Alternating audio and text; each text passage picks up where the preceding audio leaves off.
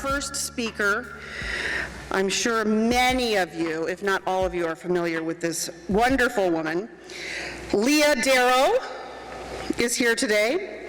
Leah earned her master's degree in theology from the Augustine Institute. She is the creator and host of the Do Something Beautiful podcast, author of The Other Side of Beauty, co-founder of the Lux Conference, a women's conference for young adult Catholic professionals, and founder and creator of Lux University, an online membership site for Catholic women to grow in faith and community. Leah has appeared on many radio and television programs to discuss the topics of faith and culture. She's also participated in a United Nations panel discussion in July of 2011 on behalf of international youth. Leah is wife to a U.S. Army Green Beret and a really nice guy. Yeah, thank you to Rick for his service. And mom to 4 marvelous, crazy little kids. And they're all super cute, too, if you stalk her on Instagram like I do.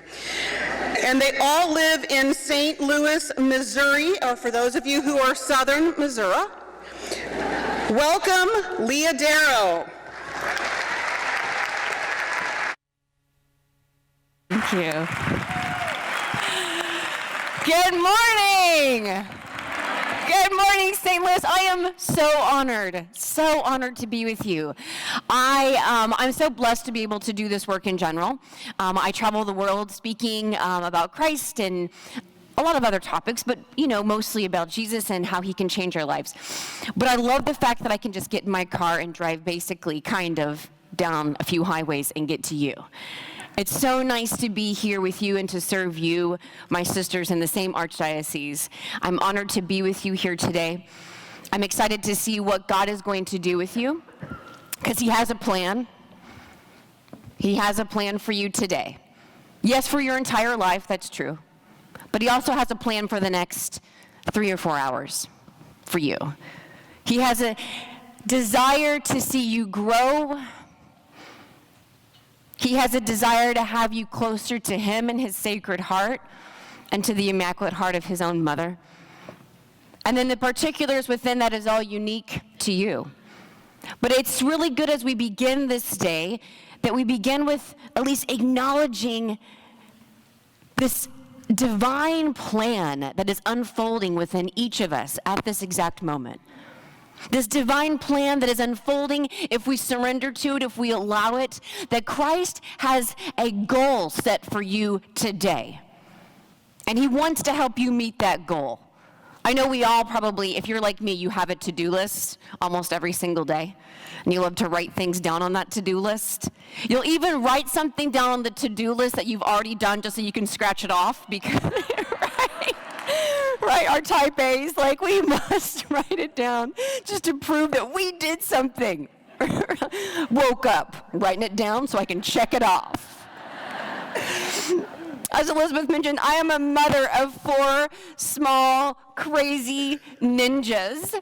I'm certain of it. They were born with special skills. They are crazy, they're amazing, but it's insane being a mom. It's out of this world being a mother. My kids are 5, 3, 2, and 9 months. Yes. Praise be to Jesus Christ for coffee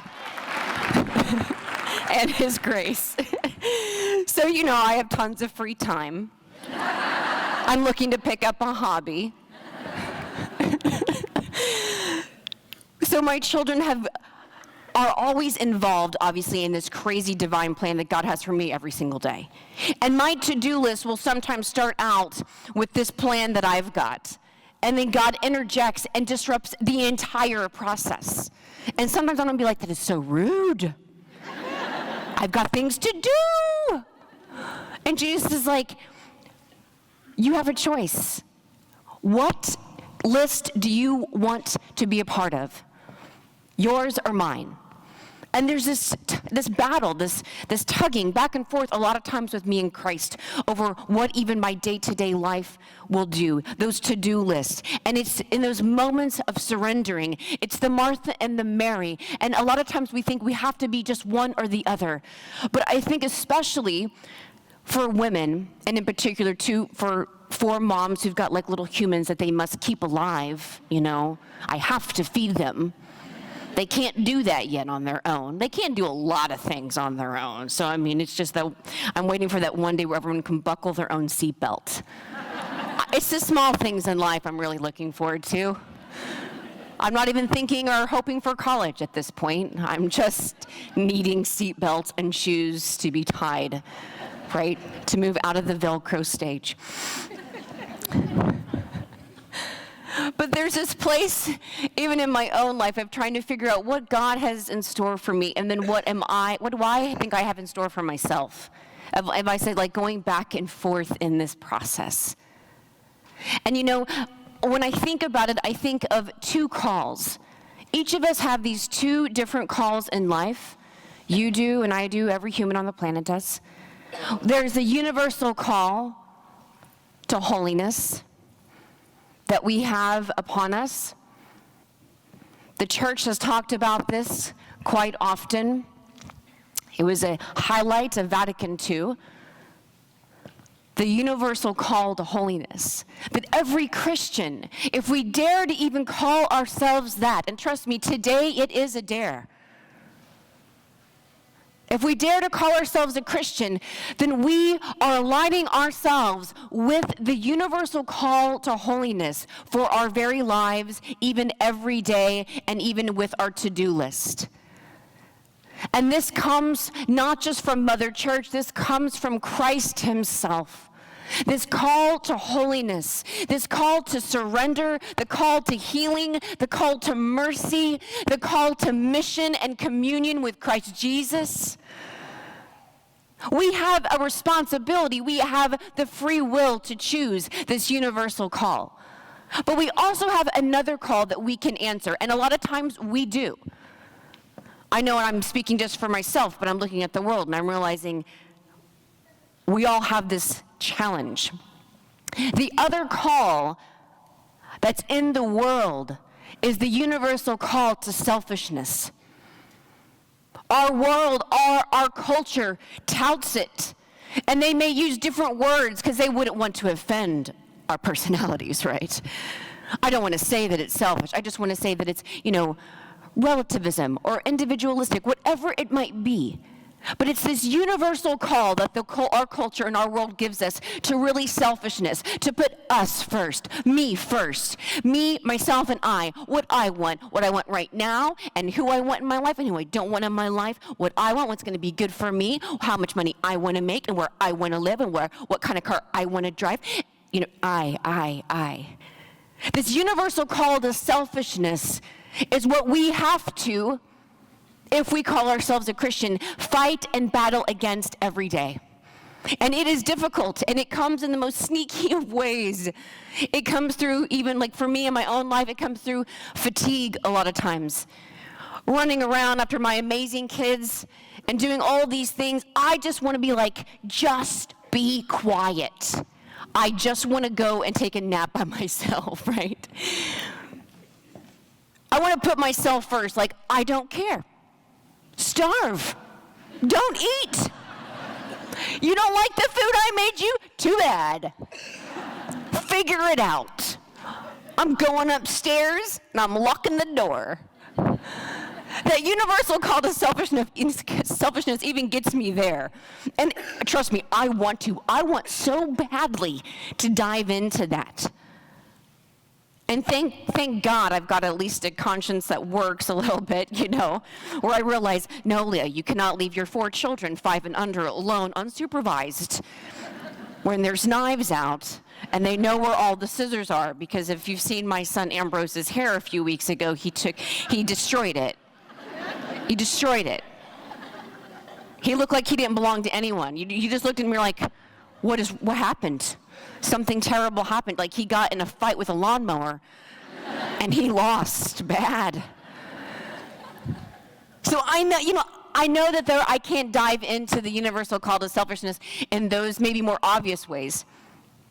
But there's other ways in my own life that I've done that. And in my past, the story that Christ is writing within me, this little gospel of Leah and God and Jesus is writing that in you in your own life. He is writing that gospel of you in your life each and every day. That's being written out.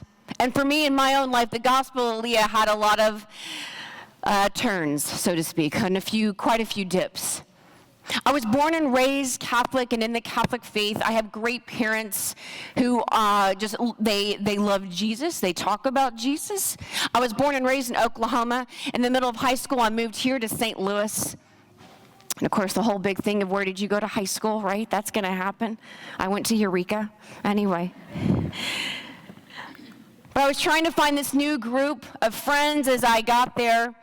I realized that all the girls in my high school, for whatever reason, had a boyfriend, or it seemed like everybody had a boyfriend. And I thought, well, maybe that's what I'll do. That will help me get some friends. It seems like a relationship and a boyfriend will solve everybody's problems. So I went and did just that, right? I found out real soon that was not the case, right? Relationships don't always solve everything. So everybody had a boyfriend. I decided I was going to pick one out. So I did one day. I picked one out, and he became my boyfriend, which I know is very awkward. It seems like I'm picking out shoes or something. Like, I'll just take you. Okay, you look good. This poor guy. So I have this boyfriend. It's getting ready to be homecoming dance, as you know, the whole thing. I was very excited. I've always been a girly girl through and through. Like one of those girly girls that just loves everything poofy and pink. My favorite color is glitter, right? Right? So that's just me. You don't have to be a girl like me to obviously be a girl, but if you are, I'll be your best friend, right? Because if it's shiny and sparkling, I'll take two. So I'm so excited for this school dance. I'm just a high schooler. I'm just trying to make my way. I'm still trying to figure out who I am and what's going on around me. I don't quite understand the whole thing and the difference between, the call to holiness and then maybe even the call of the world and the call of selfishness. I grew up in the faith. I understood that God loves me. I went to church every Sunday. My parents were very active in the church. They had the front row reserved, right? It's like you walk in. I'm the oldest of 6 kids, so mom, dad, 6 kids walking in the middle of down the aisle for church. Even my dad was brave. We'd still be 5-10 minutes late, and he's walking down to that front row. He's taking it. He's owning his whole life, and he's like, "You go," and then we all just walk in. Right? You know that family? That was me. Okay, if you were at Most Sacred Heart in Eureka, that was us. So we're walking, and that's just our family. My parents were always about that. So it's high school. I'm excited. I got this boyfriend. I'm going to this dance, and everything seems to be going just fine.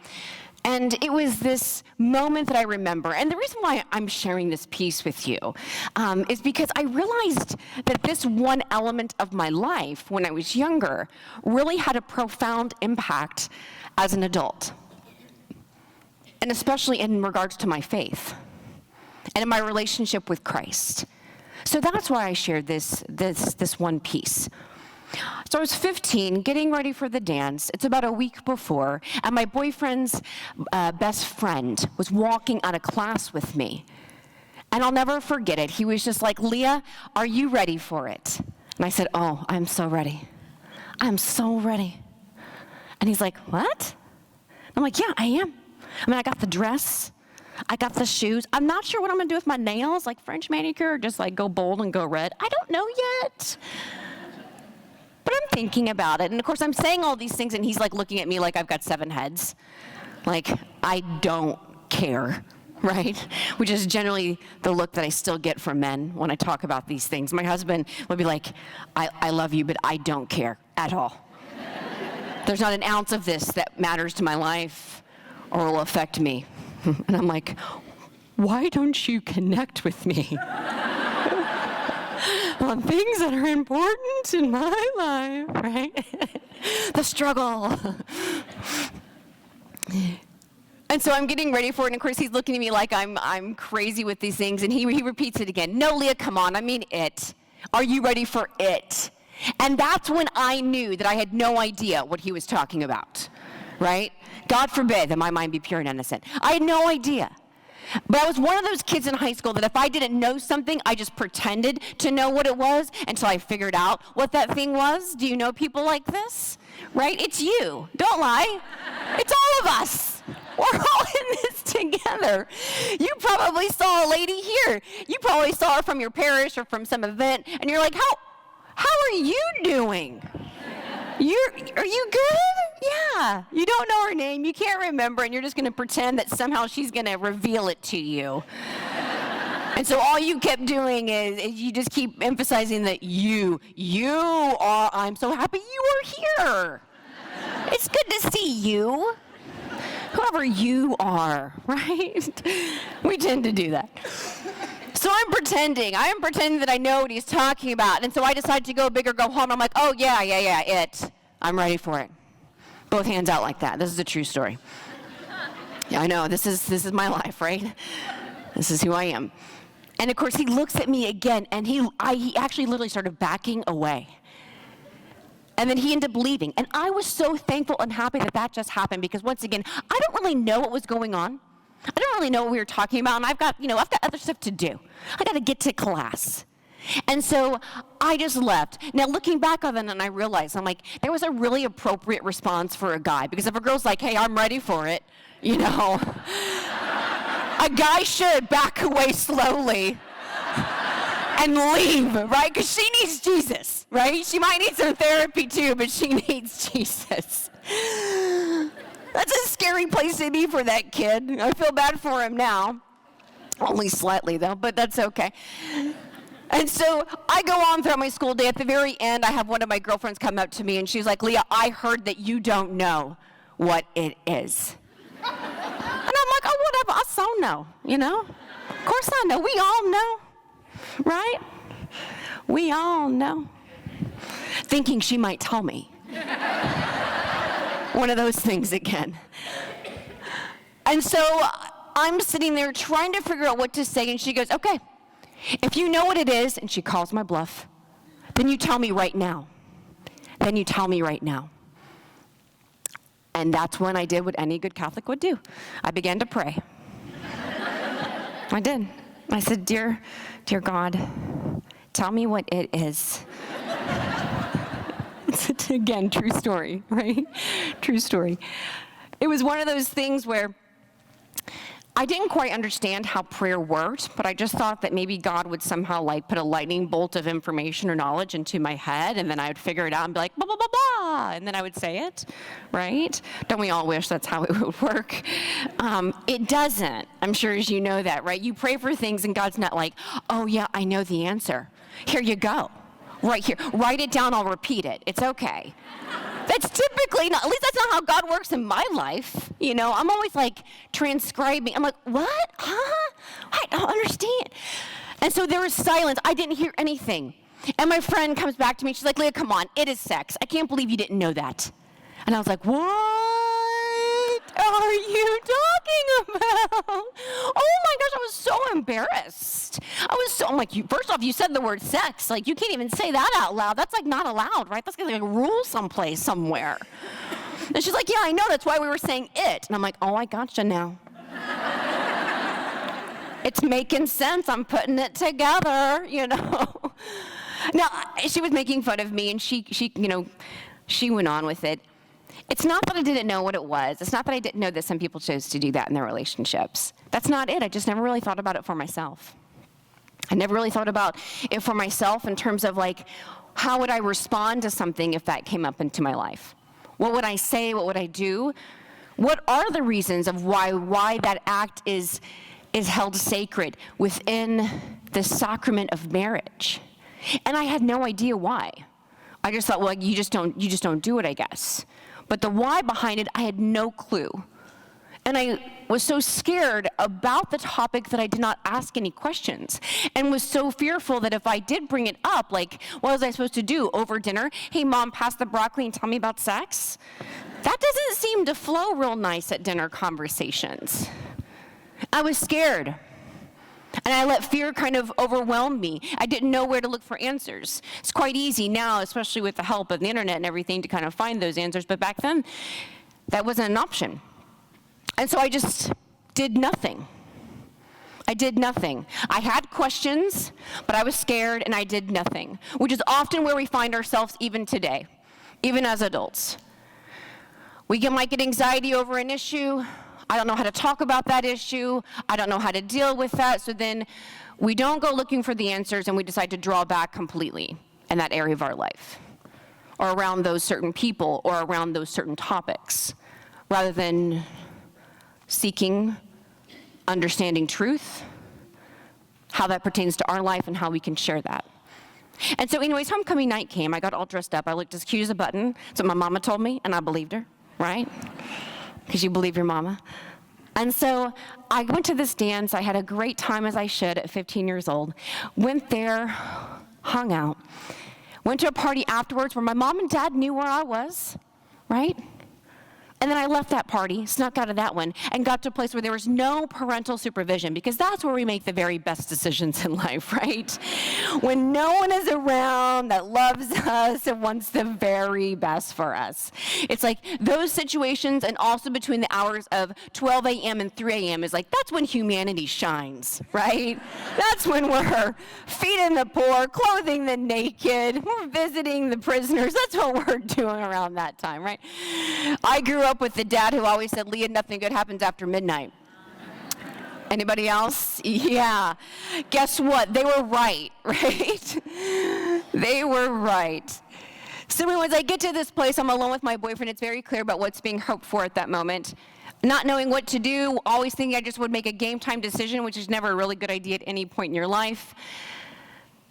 I wasn't sure, and so I realized then I had to answer and say yes to one of two things in my life, the way that I see it now.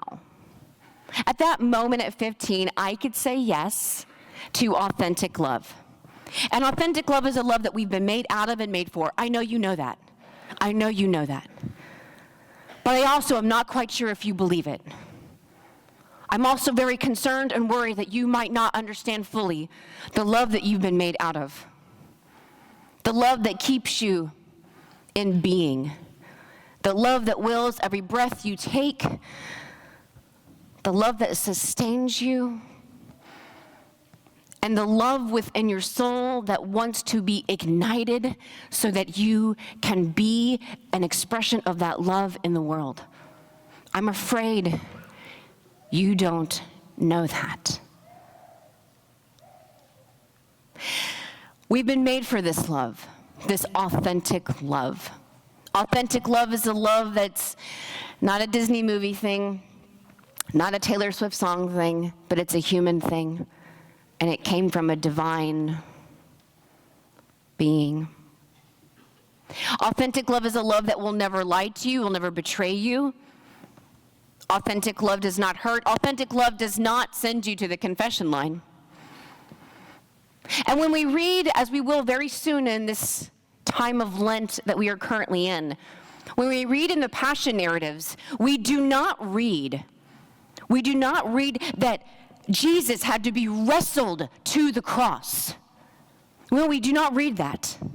We do not read that the soldiers had to pull and tear his arms from the center of his body because he refused to give them. No, we don't read that. We don't read that. In fact, we know because Jesus told us himself the day before, no one takes my life. I give it freely.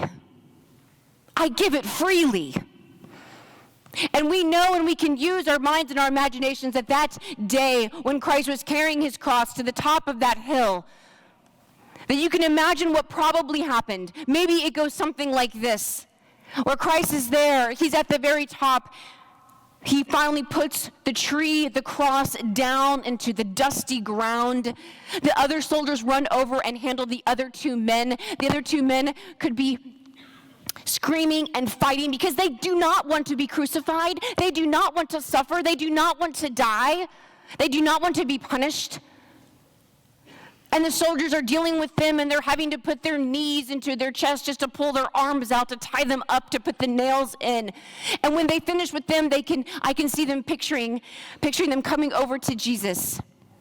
I see him. Do you see him? I see Jesus, and this is what I think when I think of authentic love. I see Jesus there. The cross on the ground, and Jesus already on the ground, slowly bending down and laying upon that cross, with all of his exhaustion, he still places his hands where they need to be, his feet where they need to be, and he waits. He waits for the nails. When I think of authentic love, I think for me of this moment. I can imagine the soldiers as they would maybe walk up and they would see the sight of this man who was to be crucified. That he's already there, he's already in place, and his hands and his feet are already in place for what they need to do. Christ knows and he is aware. And he waits. And he waits for the nails. He waits for you and he waits for me. He surrenders to our salvation. Christ himself surrenders to our salvation. This is the beauty of authentic love, that it's so much more than that feeling in that moment, but it is a choice to love, it is a choice to surrender, it is even a choice to suffer. Authentic love, what we've been made out of and made for. We have a choice each and every day to say yes to this authentic love, and how we allow Christ to come into our life, to be a part of our day, our to-do list, how we allow Christ to come into our life to inspire us so that we can speak with his words, look with his eyes, be his hands, be his feet. We have a choice to say yes to authentic love, to surrender to authentic love in our daily lives, in these small, tiny, unseen ways that the world will never know. Or we have a choice, if we don't say yes to authentic love, we also have another choice to say yes to imitation love. And imitation love is a love we are all very familiar with and we all know, because we live in a broken world and we're broken people. And imitation love has it is a variety of forms. It's not just one type. It's not just the sexual immorality that we often think of, which it is a part of. But imitation love, when we do the unkind deed, when we say the unkind word, when we refuse to help, when we refuse Christ and we refuse to be Christ in the world, we surrender to this imitation love. And the world tells us how great it is, right? That there's no problems with it. Oh, and by the way, I guess if there is a problem, don't worry. We'll just, give you a pill, give you a doctor, give you an abortion. A million different ways to do it. Oh, don't worry. You deserve saying that. They deserve those words that you said to them. It was coming for it, right? Imitation love. It always leaves us with that sting of regret and shame, and a variety of different ways that it appears into our lives and to the lives of those that we love. And it has consequences that hurt, and we all know that because we feel it, and maybe many of us are still feeling the residual effects of that to this day, right now, as we sit here. You see, for me back then, I had this choice to make. Once again, not realizing it was between these two major extremes, but that's the reality of what was going on. And between the authentic love and the imitation love, for me, I chose the imitation. I gave myself away that night to someone who did not earn it and would not keep it. I remember getting up immediately and I walked over to the bathroom. I locked the door and then I turned on the faucet so that he wouldn't hear me cry.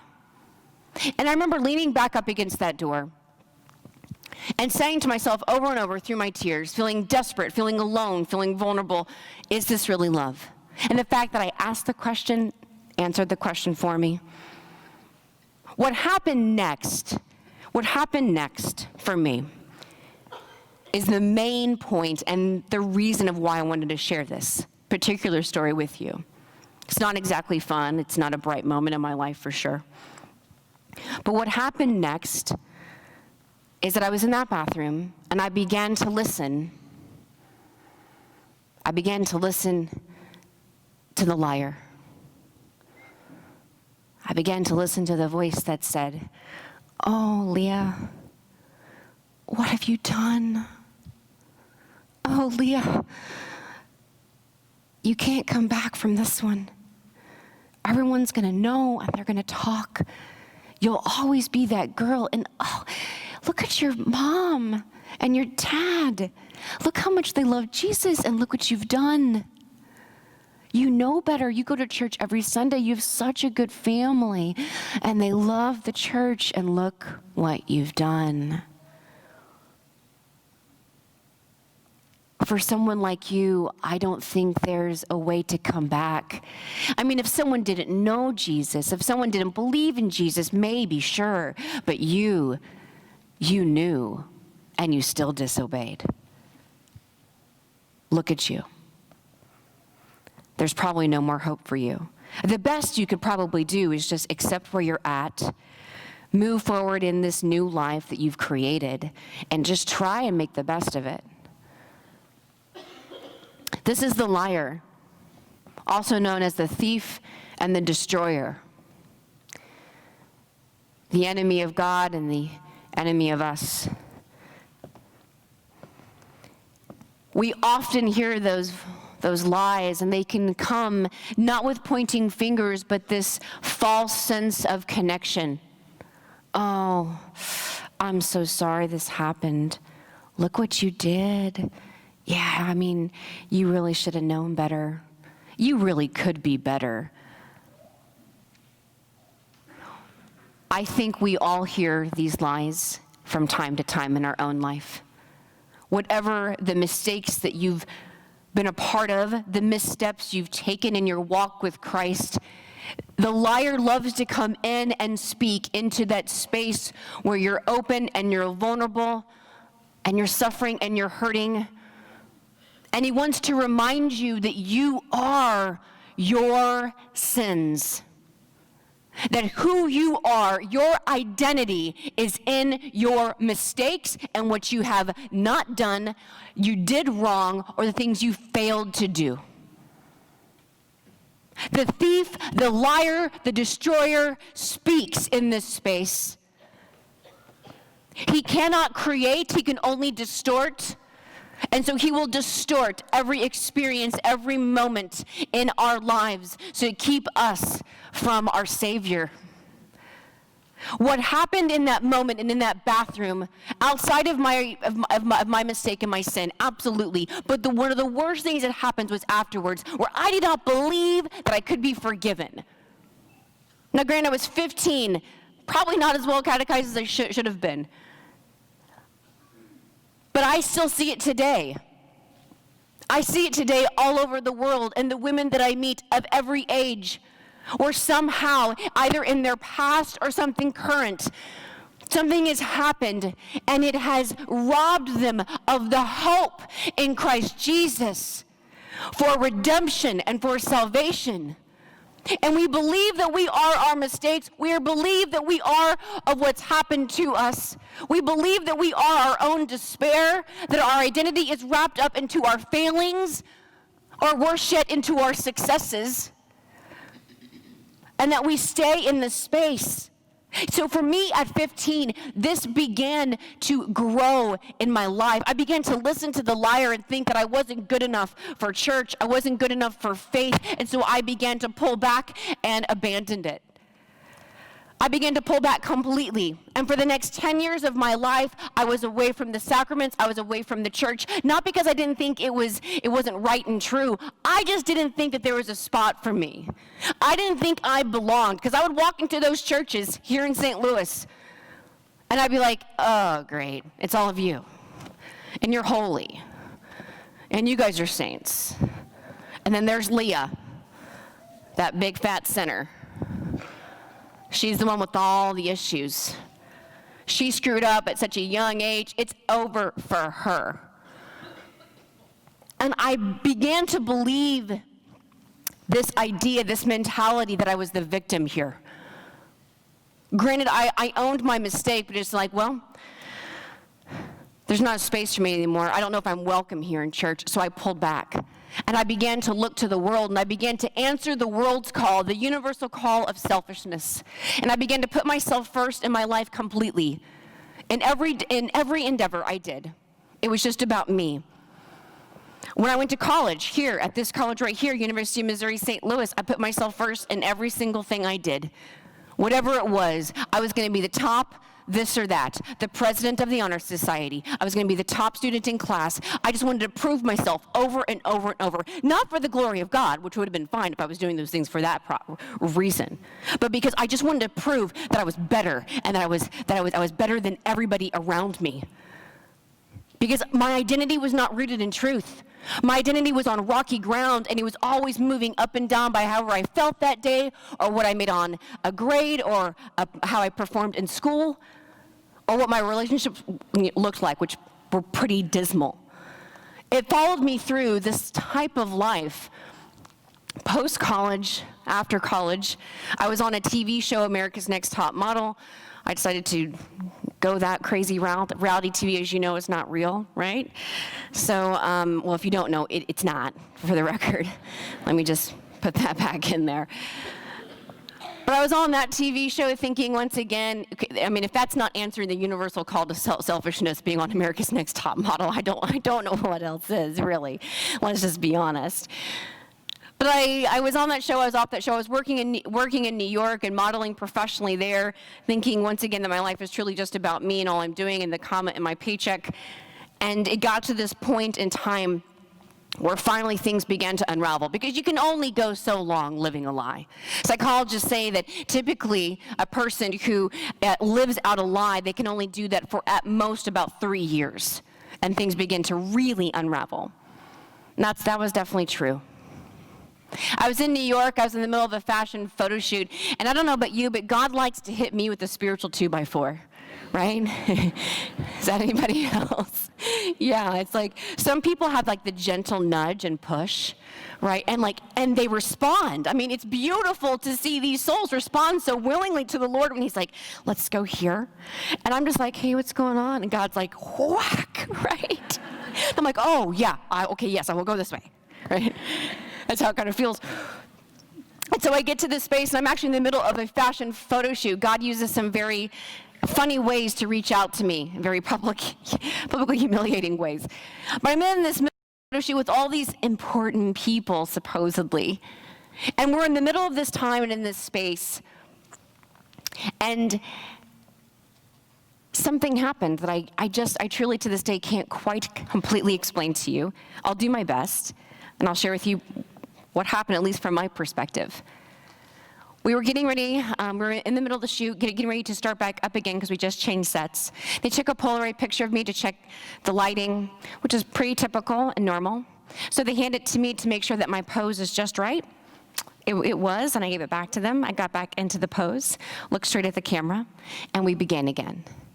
And the first shot that the photographer took, I looked directly into the flash, which is a rookie move, I know. But I did. I looked right into the flash. So it was quite bright, professional cameras and extra lights, and so I have to hold up my finger and just turn my head so that I can blink and regain my focus. And in that process of blinking and regaining my focus, I ended up seeing this picture of myself inside my head like a little movie was playing. It didn't alarm me because I just saw the Polaroid picture of me, so I thought, okay, whatever. But I did notice that I had my hands cupped together at my waist, and then I raised them all the way up. I saw out and up above me the profile, just the profile of a man's face, nothing more. It was a shadowy profile of a man's face. And as I raised my hands up to him, he bowed his head in disappointment. I pulled my hands right back down to look inside them to see what was so disappointing, what was going on. I had an intense feeling of sorrow. I pulled down my hands and I looked down to see what was inside of them, and I looked inside my hands and I saw my answer. They were completely empty. There was nothing in them. I had nothing. I was offering nothing. I heard at that exact moment 5 words. I heard 5 words on my heart, in my head. I heard it. I heard, I made you for more. The very first time I heard it, I physically shook my head. No, no. And I heard it again. I made you for more. I made you for more. I made you for more. The last time that I heard it, the emphasis was on the first part rather than the last. And the very last time I heard it, I heard, I made you for more. Now you can agree with me or you can I think it's a good spiritual moment, or you can think it's just the result of a bad ham sandwich. That's okay. As John Paul II said, we are unique and we are unrepeatable, and God speaks to all of us in unique and unrepeatable ways. And God was speaking to me in this very unique and unrepeatable way. And the only thing that moved me outside of this being outside of me, and that fact that I would not necessarily want this to happen, I wanted to just keep my head low and just get through life, is that I knew that something was true there. I knew that there was truth involved, that I made you for more. I didn't know what that meant, but I knew that I was made for more than this, than a life lived for myself. A life lived void of true purpose, of communion and mission. I knew that I was made for something more. I remember getting up immediately, of course, the photographer snapping his fingers towards the end. Leah, come on, focus. And I just couldn't. I get up and I take off all of their clothes, put on mine. I'm grabbing all of my stuff. I'm walking across this long warehouse. We're in the middle of Midtown Manhattan for this photo shoot, and I'm getting to this door, this big, huge metal door. I'll never forget it. And as I grab the door to leave, they have been saying a multitude of things to me to get me to stay, starting out nice, and then towards the end, getting to be quite harassing. And at the very end, this photographer screams from across the room, and he says, Leah, if you leave, you'll be a nobody. Do you understand me? I'll make sure of it. If you leave, you'll be a nobody. And I remember looking at him, and with full desperation, I just yelled back, do you promise? Do you promise? Because I have been living my life for myself. I have been living my life for everybody else. Other people's opinions mattered more to me than anything. What people thought of me, what they wrote about me, what they posted about me, everything. And that is an exhausting way to live. Amen? Other people don't get to tell you who you are, ladies. Christ Jesus tells you who you are, and he says that you are his.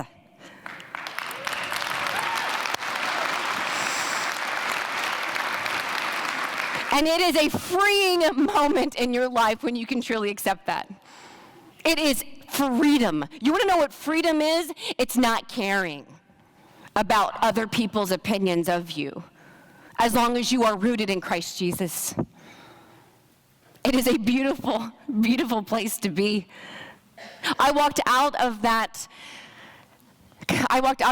photo shoot, walked all the way home, and I did the only thing a girl could do. I called my dad. I got home, I called my dad, and I said, Dad, if you don't come and get me, I'm going to lose my soul, which is a pretty heavy statement. There's this long pause. And when Dad finally answered, he just said, okay, baby, I'm coming to get you. And my daddy drove over 2,000 miles to come pick me up. 2,000 miles. For me. For me. A screw up. The one who they thought would never come back to the church. That was me. I heard the stories at the Christmases and the Thanksgivings. I heard what they thought of me. I heard the doubt that they had that it was hopeful that my life would ever be back on track. Maybe you have somebody in your life like that. Maybe you have a child like that. And you're thinking, it just seems impossible that they would come back. I'm here to tell you, yes, it's even more than possible. With Christ, it is the biggest possibility that there could be. There's no such thing as lost causes. There's only a thing of lost hope. And we must have hope. We must have hope. My dad Immediately after he got off the phone with me, my mom tells me that he pulled this duffel bag from underneath the bed and just began stuffing socks and underwear into this bag. Just constantly, one after the other, sock underwear, sock underwear. And my mom is like yelling from the other side of the bed, Patrick, you gotta pack pants, pack pants, Patrick. Guys are funny, right? Like the bare necessities they need to keep clean. We could probably take a couple lessons from them of what they, I guess, typically just pack. Who needs dry shampoo? You can just underwear and socks. So my dad gets all the way to my door.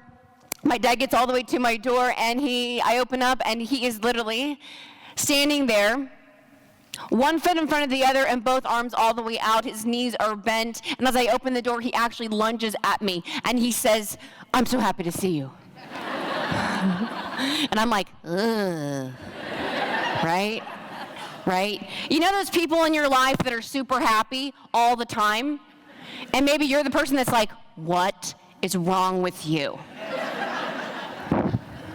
The problem is not them, it's us, okay, for the record. Why aren't we that happy? And my dad is super happy, and I'm like, oh, okay. And he's like, oh, I'm so happy to see you. Listen, before we leave New York, I want to go to Central Park, and then I want to go to Carnegie Deli to eat this big Reuben sandwich before we leave. And so I want to do these things. And I'm like sitting here thinking, I'm only at the point of spiritual despair, but sure, Dad, yeah, let's go to the park and make sure we get you a sandwich. My dad's a good man. He's a hungry man, but he's a good man. You know, there are people who like want to travel the world before they die. My dad just wants to eat the world before he dies. He's got places all over the world that he's got to eat at. So that's my dad, good old Patrick Darrow. I'm ready to leave. I'm ready to go with him because I realize something that you probably already know. Sin is exhausting. It's exhausting. You have to carry it around. First, you have to do it. Then you have to carry it around. Then you got the regret and the shame. You're just holding on to it. And it's just heavy. It's just heavy. If you've ever carried a very, very large piece of luggage through gravel, that's like sin, holding on to it. It's like you can barely make any progress. And you leave a wake behind you of every place you've been, right? The grooves of that suitcase through the gravel. And it's like, well, that's where she was. That's what was my life. And so my dad, I don't care what he wants to do. He wants to go and get a sandwich and go to the park. I'm ready. Let's just go home. But my dad looks at me, and I'm like, okay, let's go. And he hasn't left the door frame, and he just says, and I'm like, Dad, let's go. And he looks at me, and he goes, yes, but first we go to confession. And I wanted to just melt in this puddle of Leah right then and there. And I'm like, what? And he stopped me right before I could say anything. Thank God. And he just said, Leah, you are the one that called and said you wanted to come home. Well, I'm here to take you home. And Jesus is home. The Catholic Church is home. Now, you want to go anywhere else? You can call Southwest Airlines. I got to tell you something. I am so blessed and honored to have someone in my life that is courageous enough to speak truth. My daddy could have been there and could have been right in front of me, been like, oh, sweetie, I'm so sorry. I'm so sorry that your life is just falling apart. Let me just get you some ice cream and let's just go home. He could have done that. It would have been sweet, but it would not have been loving. My mom made my dad promise her before he left. My mom said, Patrick, you go and you get our daughter, and you take her to Christ. And if she refuses, then you kiss her on the forehead and you tell her that we love her and you come home alone. Because my mom and my dad knew that I was suffering and I was broken. What I've shared with you at 15, trust me, is the tip of the iceberg. My life was a disaster. I was so far from Christ and his love and his mercy because I refused it because I didn't think I was good enough for it. And my mom knew that what I needed was not a new zip code, not a new home, not a new job or a new apartment. I needed healing. I needed healing. And Christ is the only one who can give that in its fullness. He is the divine physician. And he has come for us, for the sinners, for those who are hurt, for the forgotten, for the unseen, for the suffering, for those who doubt, for those who just don't believe. He comes for you. He comes for you. He comes for me. I'm so thankful that I had someone in my life who pointed me towards truth. And that's exactly what we did. To make a long story short, the best part is that my dad and I went right then and there and we found a church. I walked in on a random day at a random time, no appointment made, and I walked in and I found that confessional, and lo and behold, there's a priest in it. I know. You see, God has a plan for your day. God had a plan for my day that day. He made sure that one of his representatives would show up a little bit after lunchtime at St. Rose of Lima Catholic Church in Brooklyn, New York, and would just hang out in that confessional. I was hoping to walk in and there would be no priest, or I could go back to my dad and be like, yeah, sorry, let's just go back to St. Louis and I'll just do it there. Just gonna postpone it. But Christ had a plan, and his to-do list for me that day was him. If you're wondering what Christ writes on your to-do list, it's just his name. It's just his name, and he wants to connect with you. He wants to be with you. And that's what happened for me as I went in to meet my Savior. I went in to meet mercy. I gave him every sick, dark, twisted secret that I had. I stopped pretending to be this good Catholic. I clearly wasn't, but I stopped pretending. And I needed to take ownership of my life. I needed to be fully aware of who I was, and who I was is that I am broken. But I realized in that moment, I'm not just broken. It doesn't end there. Our story doesn't end with our brokenness. We are broken and redeemed through the blood of Jesus Christ. We are his. We are his, my sisters. We are not our sins. We are not our mistakes. We are not our past. Our past does not, cannot, should not dictate our future. In this day that you have ahead of you, Christ has a plan for you. I know you may have things to do on your to-do list that you rightly do need to do. I understand. But do not forget, or please open your heart up to the idea that Christ wants to get in there and write his name down on your list. He wants to encounter you. He wants to listen to you. And then he wants to give you himself. If we dare to call ourselves Christians, if we dare to answer this call to holiness, it begins with an awareness of who we are, the desire to unite ourselves to Christ in the sacrament of reconciliation, and then through that mission, to be in communion with him, to do his good work. But first, we must be brave enough to say to Christ, Lord, I need you. And Jesus says back, I want you. Thank you so much. God bless.